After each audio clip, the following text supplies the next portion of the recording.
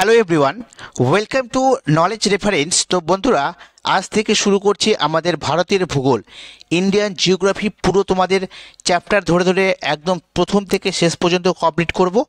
আমি এটি একটি মাধ্যমিক লেভেলের বই থেকে করাচ্ছি, ঠিক আছে। এই বই থেকে ইন্ডিয়ান জিওগ্রাফির যে ইম্পর্টেন্ট পয়েন্টগুলো রয়েছে তোমাদেরকে সেগুলো আমরা বলবো। তোমরা অবশ্যই পারলে নোট করতে পারো, ঠিক আছে। আর ভিডিওটা তোমরা দেখলে অবশ্যই কিন্তু তোমাদের হেল্পফুল হবে। তো চলো শুরু করছি। তো দেখো, প্রথমে যেটা পড়তে হবে আমাদের সেটা কি, যে ভারতবর্ষ হচ্ছে পৃথিবীর বৃহত্তম একটি গণতান্ত্রিক দেশ, ঠিক আছে। ভারত হচ্ছে পৃথিবীর বৃহত্তম গণতান্ত্রিক দেশ, ঠিক আছে, এটা পড়তে হবে। তারপরে পড়তে হবে কি, যে আয়তনের বিচারে পৃথিবীর সপ্তম বৃহত্তম দেশ হচ্ছে ভারত, ঠিক আছে। আয়তনের দিক থেকে ভারত কততম? তো সপ্তম বৃহত্তম দেশ। প্রথম স্থানে কে রয়েছে? প্রথম স্থানে রয়েছে রাশিয়া, তারপর কানাডা, চীন, ইউএসএ, ব্রাজিল এবং অস্ট্রেলিয়া, ঠিক আছে। 1 থেকে 6 নম্বর পজিশনে রয়েছে রাশিয়া, কানাডা, চীন, ইউএসএ, ব্রাজিল এবং অস্ট্রেলিয়ার পরে আমাদের দেশ ভারতবর্ষ, যা সপ্তম পজিশনে রয়েছে। তারপর দেখতে হবে যে জিনিসটা, সেটা হচ্ছে এশিয়া মহাদেশের দক্ষিণে অবস্থিত ভারতবর্ষ একটি উন্নয়নশীল দেশ। মনে রাখবে, উন্নয়নশীল দেশ, অর্থাৎ ইকোনমির ভাষায় ডেভেলপিং কান্ট্রি হচ্ছে আমাদের ইন্ডিয়া, ঠিক আছে। তারপর যে জিনিসটা পড়তে হবে সেটা মনে রাখবে, যে এপ্রিল 2023, ঠিক আছে, 2023-এর এপ্রিল মাসের অনুযায়ী ইউনাইটেড নেশনস একটি রিপোর্ট পেশ করেছিল। সেখানে দেখা গেছে যে ভারত পৃথিবীর সবচেয়ে বৃহত্তম জনবহুল দেশ, ঠিক আছে। আগে কি ছিল? আগে ছিল চীন। আর 2023 সালের এপ্রিল মাসের ইউনাইটেড নেশনসের রিপোর্ট অনুযায়ী বর্তমানে ভারত পৃথিবীর বৃহত্তম জনবহুল দেশ, ঠিক আছে। এই পয়েন্টগুলো তোমরা পড়বে। আচ্ছা, তারপরে দেখো তোমাদের কি পড়তে হবে সব বলে দেবো, তোমরা এগুলো অবশ্যই পড়বে। দেখো, ভারতের সংবিধান স্বীকৃত ভাষা কতটি? তো 22টি। মনে রাখবে, ভারতের সংবিধান স্বীকৃত ভাষা টোটাল কয়টি? তো 22টি, ঠিক আছে। তারপর দেখতে হবে যে ভারতের অবস্থানটা কোথায়? তো পৃথিবীর উত্তর পূর্ব গোলার্ধে, এটা মনে রাখবে, পৃথিবীর উত্তর পূর্ব গোলার্ধ এবং এশিয়া মহাদেশের দক্ষিণ দিকে, ঠিক আছে। এশিয়া মহাদেশের দক্ষিণ দিকে কিন্তু আমাদের সুন্দর দেশ ভারত অবস্থিত। এর অক্ষাংশগত বিস্তার দেখতে হবে, যে দক্ষিণে 6 ডিগ্রি 45 মিনিট উত্তর থেকে, ঠিক আছে, 37 ডিগ্রি 6 মিনিট উত্তর, এটা হচ্ছে অক্ষাংশগত বিস্তার। যার দক্ষিণতম বিন্দুর নাম যদি বলা হয়, তাহলে মনে রাখবে দক্ষিণতম বিন্দুর নাম হচ্ছে ইন্দিরা পয়েন্ট বা পিক মিলিয়ন পয়েন্ট, ঠিক আছে। আর উত্তরে সর্বোচ্চ বিন্দু রয়েছে, সেটা হচ্ছে ইন্দিরা কল, মনে রাখবে ইন্দিরা কল। আর দক্ষিণতম হচ্ছে ইন্দিরা পয়েন্ট বা পিক মিলিয়ন পয়েন্ট। কত?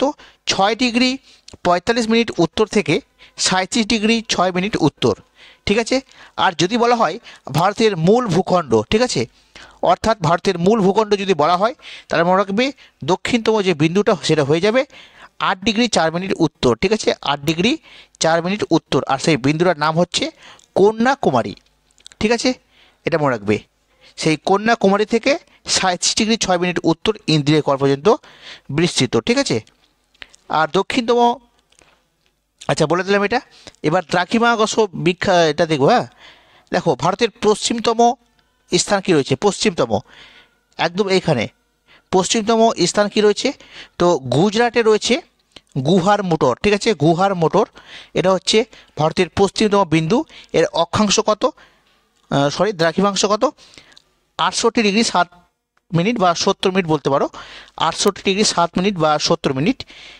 পূর্ব থেকে একদম পূর্ব দিকে, একদম এখানে অরুণাচল প্রদেশের কাছে কত? 97 ডিগ্রি 24 মিনিট, যার হচ্ছে অরুণাচল প্রদেশের কিবিথু, ঠিক আছে, অরুণাচল প্রদেশের কিবিথু।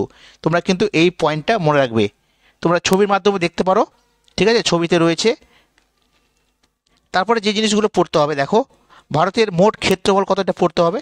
তো মনে রাখবে ভারতের যে মোট ক্ষেত্রফল সেটা হচ্ছে 32,87,263, ঠিক আছে। এখানে একটা ভুল আছে, এটা হবে 36 আছে, 36 না, এটা হবে 263, ঠিক আছে, মনে রাখবে 263। তাহলে ভারতের মোট ক্ষেত্রফল কত? 32,87,263 বর্গ কিলোমিটার, এটা হচ্ছে ভারতের মোট ক্ষেত্রফল, ঠিক আছে, যা পৃথিবীর সপ্তম বৃহত্তম দেশ, আগে বলে দিয়েছি। আর এশিয়ার মধ্যে ভারতের স্থান কত? মনে রাখবে এশিয়ার মধ্যে ভারতের স্থান হচ্ছে তৃতীয়। তোমরা এই পয়েন্টটা মনে রাখবে। তারপর দেখো উত্তর দক্ষিণে, ঠিক আছে, উত্তর দক্ষিণ বরাবর ভারতের বিস্তার কত? তো 3214 কিলোমিটার সর্বাধিক বিস্তার, ঠিক আছে। উত্তর থেকে দক্ষিণ দিকের সর্বোচ্চ বিস্তার কত? 3214 কিলোমিটার। আর যদি পূর্ব থেকে পশ্চিমে বিস্তার বলা হয় তো 2933 কিলোমিটার। মনে রাখবে, ঠিক আছে, পয়েন্টগুলো কিন্তু ইম্পর্টেন্ট। আর মনে রাখবে ভারতের উত্তর এবং দক্ষিণের বিস্তার কিন্তু সবচেয়ে বেশি হয়। আচ্ছা, তারপরে যে জিনিসগুলো মনে রাখতে হবে সেটা দেখো, যে ভারতের যে দক্ষিণতম বিন্দু ইন্দিরা পয়েন্ট, যা ভারতের মূল ভূখণ্ডের একটি অংশ, সেটি বর্তমানে কিন্তু নেই, কারণ 2004 সালের সুনামিতে কিন্তু এটা ডুবে যায়, ঠিক আছে। 2004 সালের সুনামিতে কিন্তু এটা ডুবে যায়। আর মনে রাখবে ভারতের মূল ভূখণ্ডের যে দক্ষিণতম বিন্দু, ঠিক আছে, সেটা হচ্ছে কন্যাকুমারী অন্তরীপ, ঠিক আছে। অর্থাৎ দেখবে এইটা তো কন্যাকুমারী এখানে রয়েছে, তো বর্তমানে এটা হচ্ছে ভারতের যদি মূল ভূখণ্ড বলা হয় তাহলে কন্যাকুমারিকা অন্তরীপ, ঠিক আছে। আর আরও ছিল নিচে, ছবিতে দিকে নিচে ছিল, তো সেটা কিন্তু 2004 সালের সুনামিতে সম্পূর্ণভাবে ডুবে যায়, এই জন্য কিন্তু এটা এখন নেই। তারপর দেখো যে জিনিসটা পড়তে হবে, এই জিনিসটা অবশ্য জেনে রাখবে যে ভারত হচ্ছে একটি উপমহাদেশ। ভারত কি? একটি উপমহাদেশ। তো এই ভারতকে উপমহাদেশ কেন বলা হয় এই কারণটা কিন্তু জানতে হবে, ঠিক আছে। তো ভারতের আয়তন প্রায় একটি মহাদেশের মতো।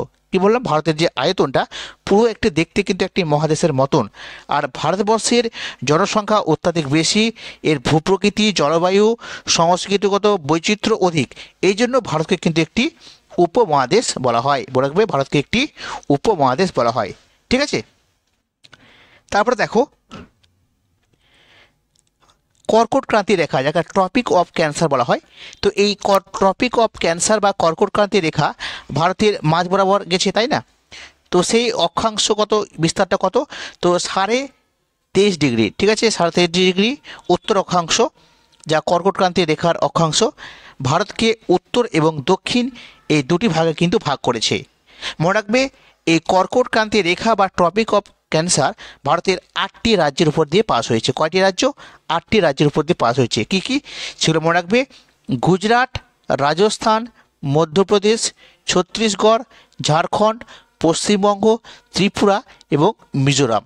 তোমরা জানো যে কর্কট মিত্র গামছা পরা ছাড়লো, ঠিক আছে, কর্কট মিত্র গামছা পরা ছাড়লো, এই একটি ট্রিক্স আছে যার মাধ্যমে আমরা কিন্তু এই 8টি রাজ্যর নাম কিন্তু মনে রাখতে পারি। তোমরা কমেন্টে জানাও দেখি সেই ট্রিক্সের মাধ্যমে কি করে 8টা কর্কটক্রান্তি রেখা পাস হওয়া রাজ্যের নাম হচ্ছে, ঠিক আছে।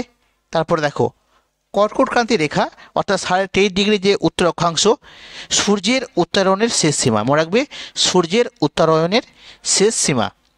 আর প্রমাণ দ্রাঘিমাংশ রেখা এটা পড়তে হবে, অর্থাৎ স্ট্যান্ডার্ড যেটা মেরিডিয়ান টাইম রয়েছে 82 ডিগ্রি 30 মিনিট পূর্ব, ঠিক আছে। এটা হচ্ছে ভারতীয় প্রমাণ দ্রাঘিমা কত? 82 ডিগ্রি 30 মিনিট পূর্ব। মনে রাখবে কিন্তু ইম্পর্টেন্ট, ঠিক আছে, 82 ডিগ্রি 30 মিনিট পূর্ব।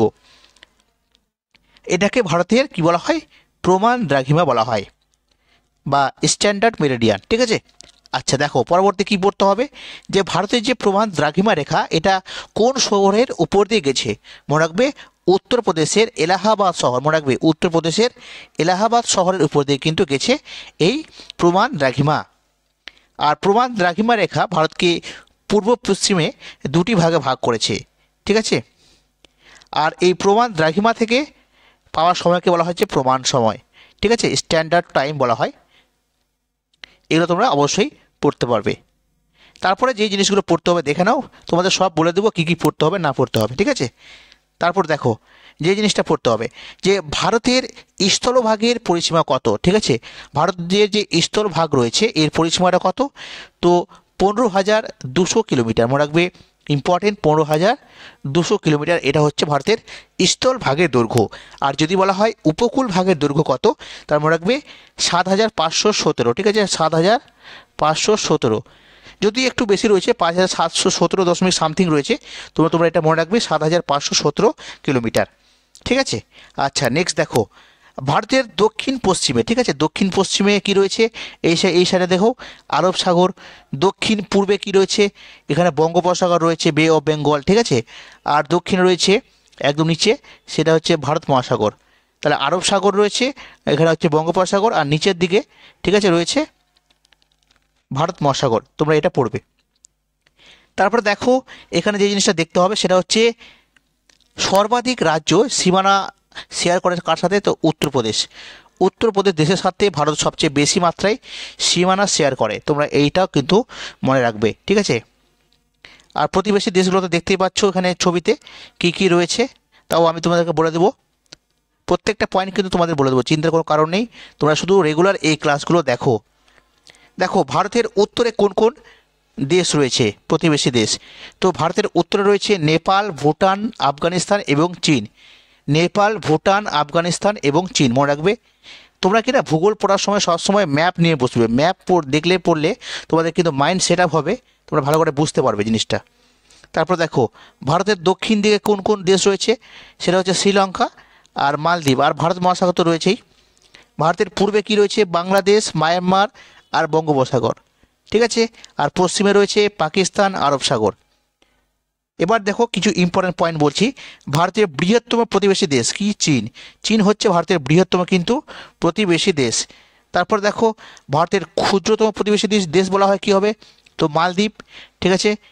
আর ভারতের মোট প্রতিবেশী দেশ কয়টি রয়েছে, 9টি। এই পয়েন্টটা মনে রাখবে, ভারতের টোটাল 9টি কিন্তু প্রতিবেশী দেশ রয়েছে, ঠিক আছে।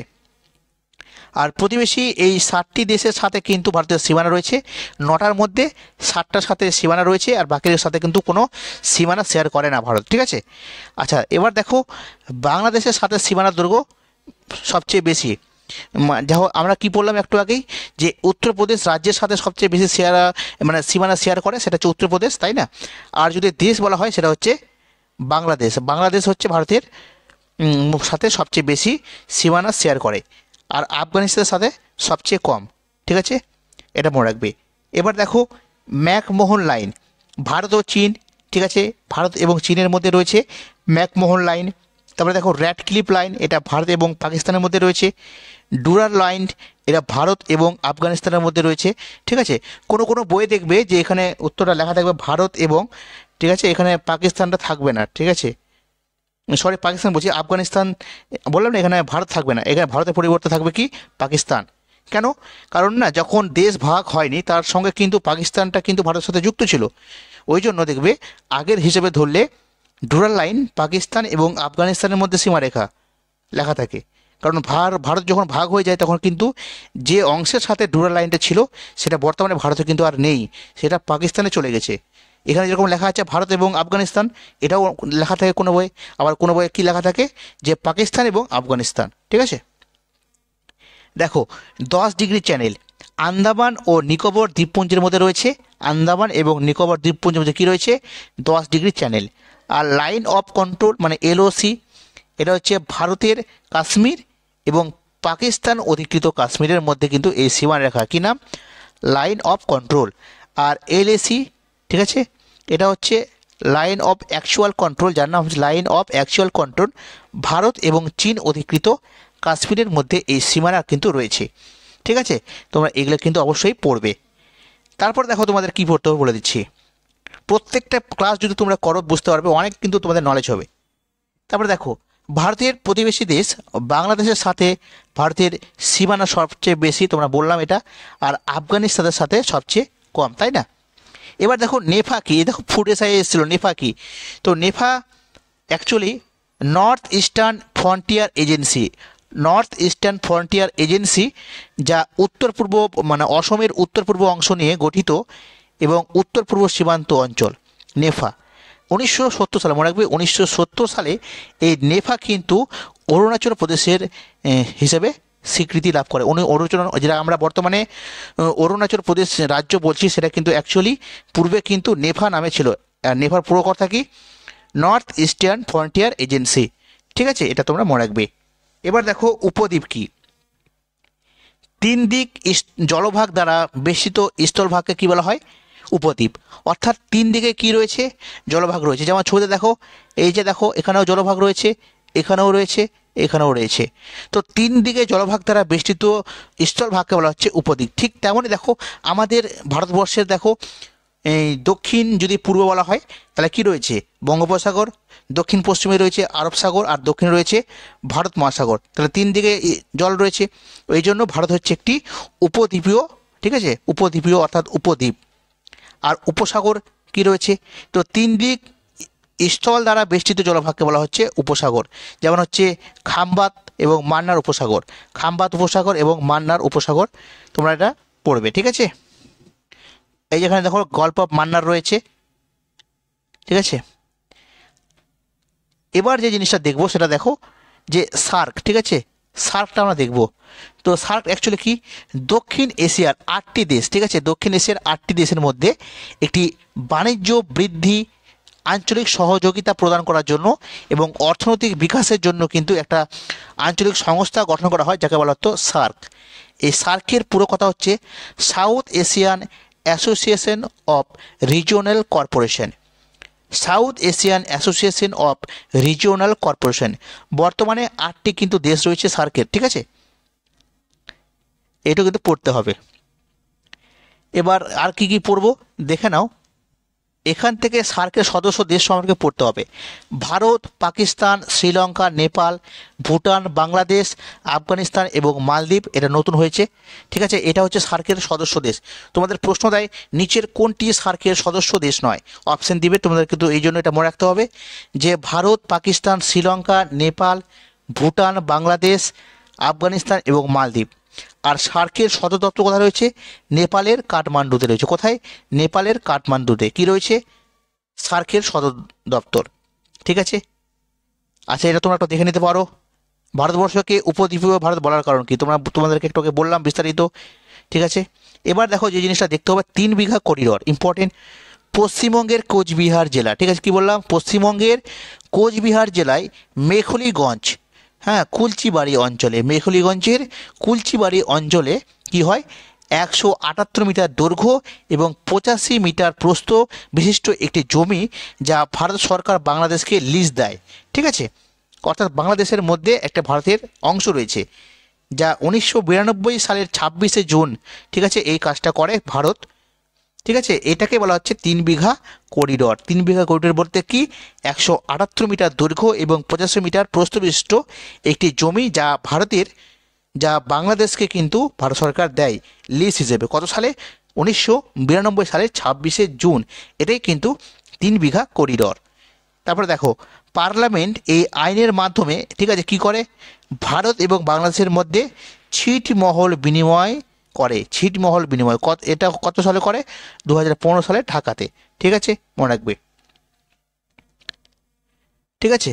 তো বন্ধুরা আজকে দেখো এই পর্যন্ত এই ক্লাসটা করলাম, কেমন লাগলো তোমরা অবশ্যই কমেন্টে জানাও, ঠিক আছে। যদি ভালো লাগে, তোমরা যদি সাপোর্ট করো, তাহলে কিন্তু প্রতিদিন এরকম ক্লাস নিয়ে আসবো এবং পুরো ইন্ডিয়ান জিওগ্রাফিটা তোমাদের কভার করে দেবো, যা তোমাদের আপকামিং যে কোনো পরীক্ষার জন্য তোমাদের কিন্তু একদম বেসিক থেকে অ্যাডভান্স লেভেল পর্যন্ত প্রত্যেকটা প্রশ্ন তোমাদের করা হয়ে যাবে।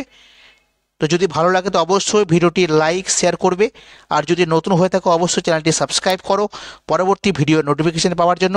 তো আজকে এই পর্যন্তই, থ্যাংক ইউ।